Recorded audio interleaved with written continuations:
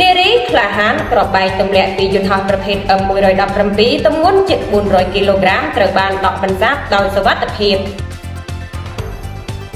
កម្លាំងជំនាញក្របបែកទម្លាក់ពីយន្តហោះបានដោះបន្សាបនិងដឹកជញ្ជូនក្របបែកទម្លាក់ពីយន្តហោះប្រភេទ M117 ប្រកបដោយសុវត្ថិភាពនៅថ្ងៃទី23ខែមិថុនាឆ្នាំ2025ក្របបែកប្រភេទ M117 នេះមានទម្ងន់ប្រមាណ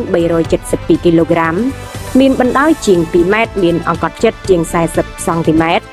ក្របបែកប្រភេទ M117 នេះអាចទម្លាក់ពីយន្តហោះប្រភេទ B52 ក្នុងកំឡុងឆ្នាំ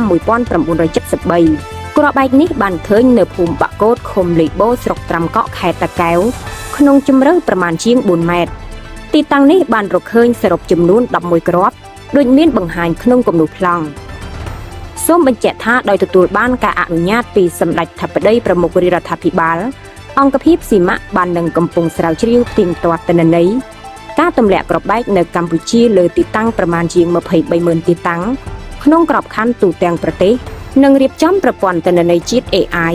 សម្រាប់គ្រប់គ្រងនិងដោះស្រាយវិបត្តិគ្រាប់បែកសំណល់សង្គ្រាម